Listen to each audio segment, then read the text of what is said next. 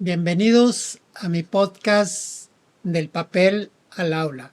En este caso voy a presentarles un curso sobre diseño instruccional basado en las dimensiones del aprendizaje de Robert Marzano y colaboradores.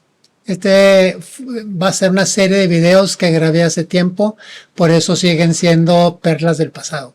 Y creo que eso es muy aplicable a llevar a la práctica un diseño instruccional que sí nos sirve para diseñar actividades para el aprendizaje. Espero lo disfruten. Son 12 videos. Sigan viéndolos y coméntenme si quieren qué les parece, qué les gustaría más ver. Pero por lo pronto, sean bienvenidos a este curso.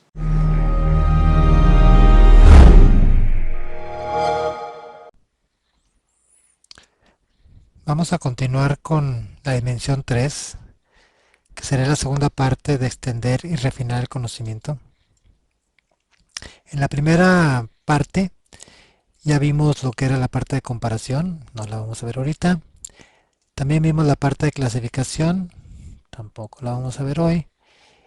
Y ya vimos abstracción, tampoco la veremos. Bien, vamos a continuar entonces con la parte que sería la inducción, la deducción, la argumentación, lo que es el análisis de errores y el análisis de perspectivas. La parte de inducción, ¿qué es inducir? Bueno, inducir es el proceso de inferir generalizaciones o principios desconocidos de alguna información u alguna observación. Esto lo que nos dice es que de varias observaciones podemos nosotros establecer alguna conclusión. Es algo sencillo, es algo que hacemos todos los días, constantemente, pero normalmente lo hacemos sin mucha sistematización.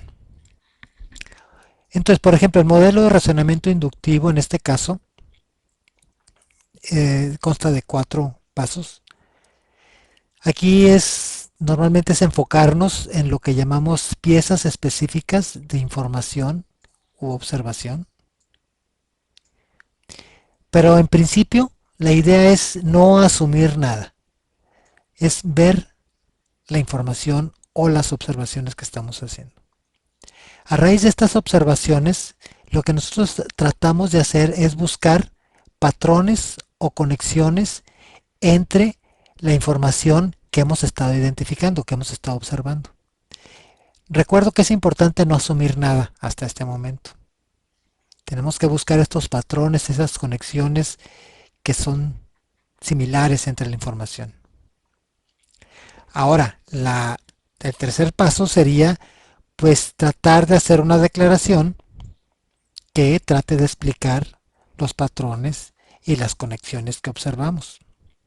Pero estamos basándonos en los datos iniciales, sin asumir nada.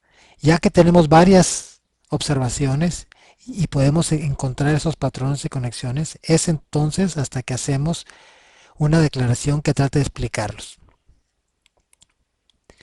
Y el cuarto paso sería seguir haciendo observaciones para ver si esta generalización que hicimos inductivamente se sostiene. En caso de que no se sostenga, tenemos que cambiar lo necesario, ya sea cambiar nuestra información que estamos observando o revisar estos patrones o conexiones que pensamos haber encontrado para que se ajuste a la realidad. También podemos utilizar una tabla de inducción en donde, dependiendo de los ejes de análisis, podemos ver las características. Entonces así podemos analizar algún elemento de un evento, de un objeto o de un proceso y vemos qué características tiene. este caso estamos buscando 3. Buscamos otro eje de análisis, vemos sus características. A raíz de estas observaciones que hacemos en base a estos ejes de análisis y estas características, nosotros podemos concluir algo específico sobre este eje de análisis. Y podemos concluirlo inductivamente porque podemos observar características y encontrar esos patrones que decíamos anteriormente.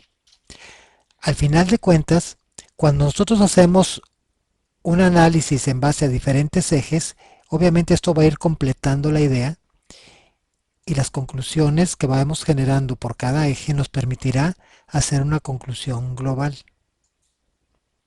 Entonces, aquí lo importante es que la información que observamos, las observaciones que estamos teniendo, son las que nos llevan a las conclusiones. No asumimos nada más allá de lo que observamos. De esta manera, lo que tratamos de hacer es obtener conclusiones, ya sea por eje de análisis o conclusiones globales, que estén sustentadas en datos, en las observaciones que hemos hecho.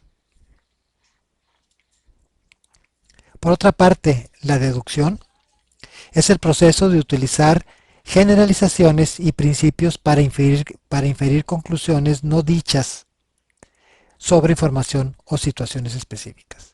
En este sentido vamos en sentido contrario.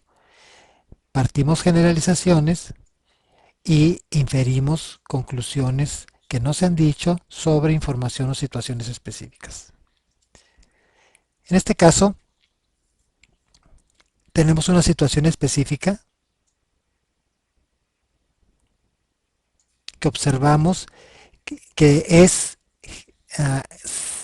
podemos decir, jalarla de la generalización o principio del cual partimos. Entonces, de aquí, de una generalización, nosotros podemos decir, esta generalización en esta situación específica, bajo las condiciones que asume la generalización, podemos determinar si esta situación se cumple. Si en caso de que se cumpla, entonces podemos tener una conclusión y una predicción que viene siendo consecuencia de nuestra generalización. O sea, esta generalización podemos aplicarla a situaciones específicas y si se cumple podemos concluir cierto tipo de cosas específicas o podemos predecir situaciones específicas. Evidentemente, si esta situación no se cumple, la situación que nosotros deducimos que se iba a generar por esta generalización o principio, si no se cumple, entonces pues no tenemos conclusión o predicción válida. Entonces, si se fijan, anteriormente teníamos varias observaciones de las cuales al encontrar patrones y conexiones podíamos hacer una generalización. Aquí es al revés. De una generalización podemos ver si esta generalización o principio es válido. En esta situación, bajo estas condiciones, entonces podemos concluir o predecir algo. En caso de que no, bueno, pues entonces no hay conclusión ni predicción y por lo tanto esta generalización no se aplica. El modelo de razonamiento deductivo en este caso también se compone de 4 y tiene que ver con identificar las situaciones específicas que están siendo consideradas o estudiadas. De ahí, de estas situaciones, tratamos de identificar las generalizaciones o los principios que se aplican a estas situaciones específicas. El tercer paso sería asegurarnos que esta situación específica cumple con las condiciones que deben de existir. ¿Se acuerdan del diagrama anterior? Con las condiciones necesarias, ¿no? Tenemos que verificar que esta situación sea aplicable a esta generalización y que esta situación cumpla con estas condiciones. ¿Ah? Y como paso cuarto, si la generalización o el principio sí aplica, se identifica que identifica que se sabe de esta situación específica, o sea, nos da una idea qué es lo que está ocurriendo en esta situación. Esto es, concluimos que podemos suponer o qué predicciones podemos hacer acerca de esa situación específica porque nos estamos basando en en una generalización y un principio que se supone sostiene a varias situaciones. Lo que queremos averiguar es si esa situación específica realmente se puede aplicar a esta generalización o principio. Ahora, pasando al siguiente proceso mental de hacer argumentaciones. Argumentar lo que quieres construirle soporte a nuestras ideas, ¿no? Entonces es un proceso de construir un sistema de soporte para las aseveraciones que hacemos. En este caso, nosotros podemos tener una idea, un argumento, lo que sea, y nosotros podemos darle soporte a hacer las argumentaciones alrededor de varios elementos. En este caso estamos manejando 4 elementos. Una es apelar a a la personalidad, perdón, en donde argumentamos en base a quién lo dijo. Si nosotros decimos Einstein maneja la teoría de la relatividad que dice tal cosa. Entonces nosotros estamos apelando a la personalidad de Einstein. O sea, le estamos dando un crédito. Entonces no necesitamos muchas veces dar mucho soporte porque la personalidad a la que apelamos por sí misma ya es una autoridad.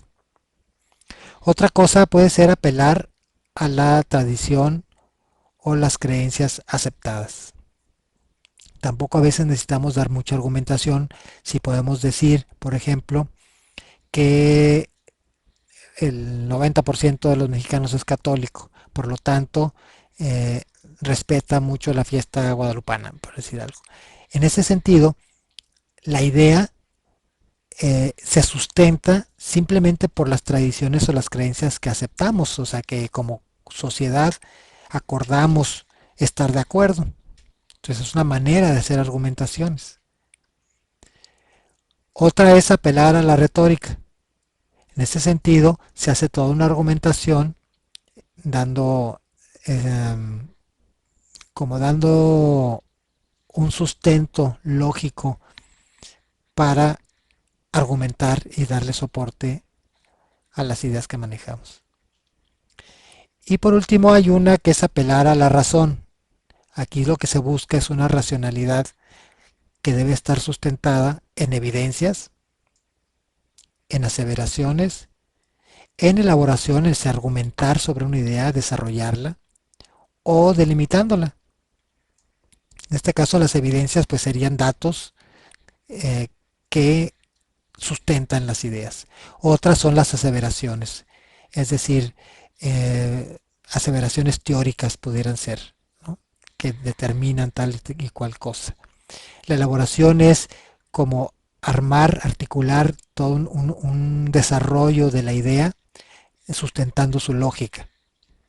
Y otra es la delimitación, es determinar que la idea que estamos sustentando es aplicable hasta cierto punto, es aplicable a cierto contexto.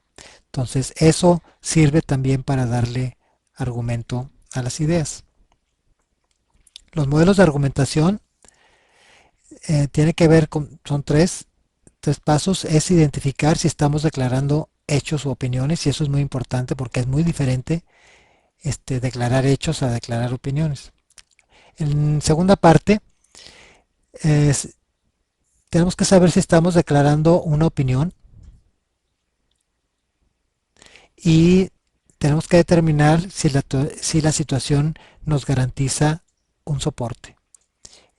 En este sentido, el declarar una opinión no es suficiente. Tenemos que ver si esa opinión de alguna manera tenemos elementos que nos permitan soportarla.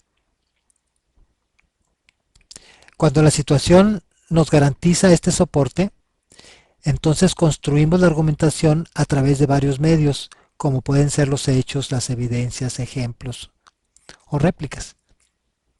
Entonces, aquí va a depender mucho, o sea, qué elemento utilizar va a depender qué tipo de idea es la que estamos queriendo argumentar o darle soporte.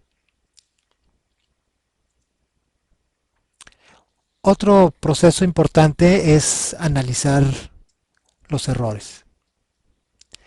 En este caso es el proceso de identificar y articular los errores de pensamiento-razonamiento, o sea, dónde está equivocado el proceso. Entonces, por decir algo, tenemos cierta información. Una cosa importante es determinar si lo que pretendemos es persuadir a alguien, convencer a alguien.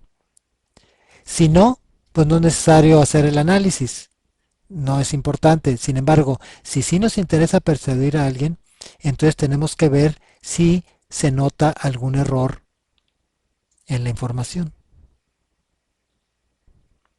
Si sí se nota ese error, tenemos que preguntarnos qué está mal en el fondo de esta información.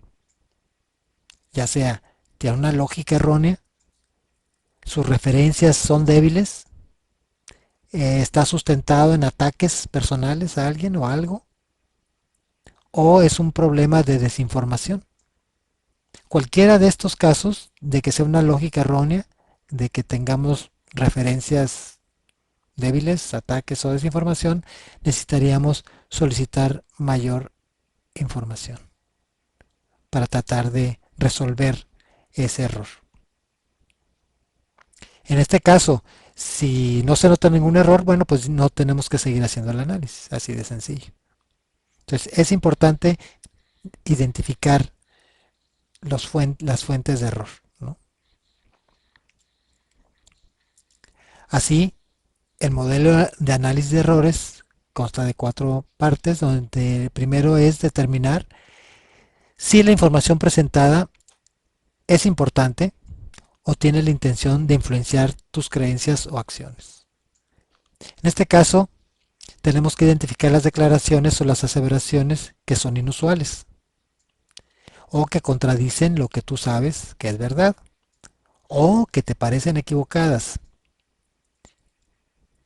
Entonces el siguiente paso sería buscar cuáles son los errores de razonamiento, ¿verdad?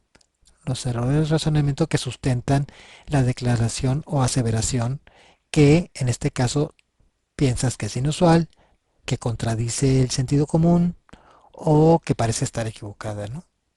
Si encuentras los errores, entonces buscas las aclaraciones o la información más detallada. Tratas de ver dónde está el error, ¿no? Esto es importante,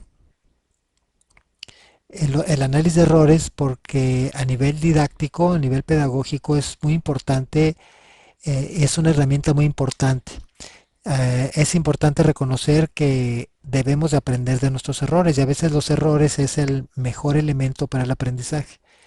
Entonces, en ciertos procesos, por decir algo, en programación, en donde se utiliza mucho este tipo de diagramas, que son diagramas de flujo, podemos introducir con toda intención errores en la programación o en el proceso de resolución de algún tipo de problema matemático o algebraico, en donde con toda intención el profesor mete problemas, los introduce precisamente para que el estudiante desarrolle el proceso mental de encontrar los errores que se dan.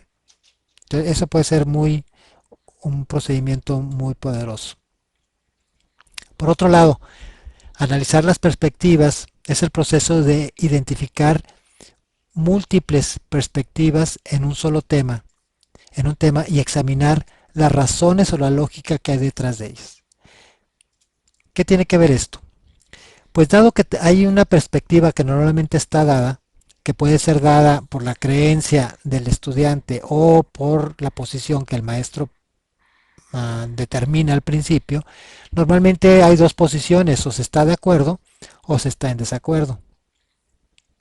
Si estamos de acuerdo, habría que, para analizar la perspectiva, se tendría que articular claramente una perspectiva diferente incluyendo sus razones y su lógica. Si se está en desacuerdo, habría que identificar sus razones y su lógica. Fíjense cómo aquí lo importante no es el que el maestro analice una perspectiva que sea correcta. Lo que se busca es que el estudiante articule otras perspectivas diferentes a las que ya se tienen. En este caso, el estudiante puede tener esas dos opciones, o está de acuerdo o está en desacuerdo, pero tiene dos alternativas. Si está en desacuerdo, tiene que identificar sus razones y su lógica. En ese caso, tiene que articular claramente otra perspectiva diferente a la que no está de acuerdo, incluyendo sus razones y su lógica. Entonces, no debe quedarse, el estudiante que está en desacuerdo tiene que buscar la razón y lógica de una nueva.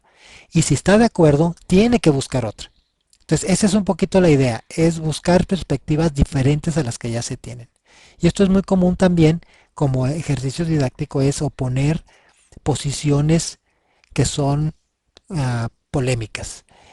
Por decir algo, se puede dividir a un grupo entre, si se está tratando sobre cuestiones de racismo o de ética, se pudiera pensar que vamos a identificar a dos grupos que independientemente de estar de acuerdo o no con las perspectivas, tendrían que analizar, por ejemplo, el surgimiento del neonazismo en el mundo y que tiene una posición obviamente muy, muy racista, y las posiciones, por ejemplo, que demandan una eliminación del racismo. Entonces, estas dos posiciones tienen una lógica, podamos estar o no de acuerdo, pero el Ku Klux Klan, por ejemplo, tiene toda una filosofía y una lógica atrás de los que están en el Ku Klux Klan, que no la conocemos, no conocemos sus razones y posiblemente su lógica, pero no quiere decir que no exista. Entonces, por lo tanto, tendríamos que buscar esas razones y esa lógica para buscar esas perspectivas, aunque no estuviéramos de acuerdo con ellas. Así pues, el modelo de analizando perspectivas tiene que ver que cuando se examina un tema sobre el que las personas tienen desacuerdos, primero identifica y articula claramente una perspectiva. Dos, identificado una perspectiva, trata de identificar las razones o la lógica detrás de ella, como veíamos en el diagrama. En el paso 3, identifica y articula otra perspectiva. Esto es importante. Y 4, trata de identificar las razones y la lógica que están detrás de esa perspectiva que es diferente. Entonces, es encontrarle razón y lógica a puntos de vista con los que no necesariamente vamos a estar de acuerdo. Bien, aquí terminamos lo que es la segunda parte de la tercera dimensión y seguimos con la cuarta. 5, 4. Pues espero les haya gustado este tutorial sobre el uso y la aplicación de las dimensiones del aprendizaje. Sigan viendo los videos para que se hagan hábiles en este diseño que es, creo yo, muy útil para el aprendizaje. No nada más de niveles básicos, sino también de niveles superiores, ¿no? Gracias por verlo. Suscríbanse a mi canal para poder recibir noticias y tenerme al tanto de lo que estoy produciendo. Gracias.